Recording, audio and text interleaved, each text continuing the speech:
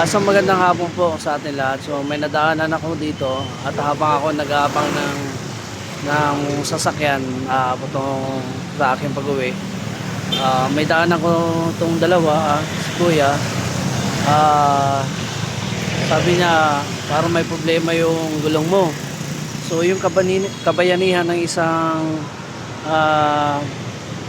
natumulong na isang bicycle din na tumulong dahil si Bossing yan naka-green ay walang gamit. So ayan, kaya tinulungan ni Bossing dahil buti na lang at may dala siyang pambomba. So yung pagtulong natin sa kapwa ay walang pong bayad at ikas tayo matulungan yung Pilipino. Dahil kapwa rin siyang nagbibisikleta. Ayan. Kung ako ay tumutulong din sa kapwa kong rider, ganoon din yung mga nagbibisikleta. So nagtutulungan din sila ng tutulungan din sila ng kanilang kapwa ating sikleta.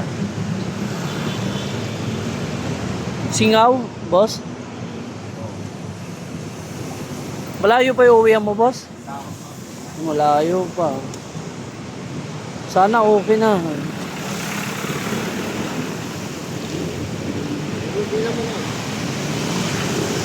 Ayun, boss, walang singaw. Ayan, makakauwi ka na. Thank you at pasalamat. Oh. Salamat ka, Bossing. Ayun, oh. Tatakpan pa ni Bossing. Napakabait ni Bossing. Shoutout sa lahat ng sa mga bisikleta na tumutulong ng kapwa nilang bisikleta na sa mga ganitong sitwasyon magkaka-encounter sa daan, okay? So mabuhay kayo mga nagbibisikleta.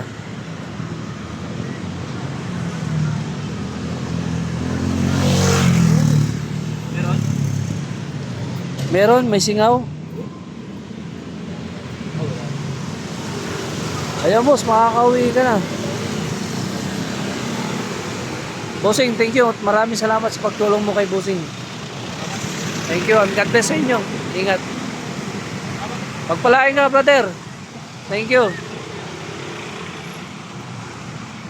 Ayun, napakabait ni Bossing at tinulungan yung kanyang kapwa. Bisikleta. Thank you at God bless. Ingat po kayo.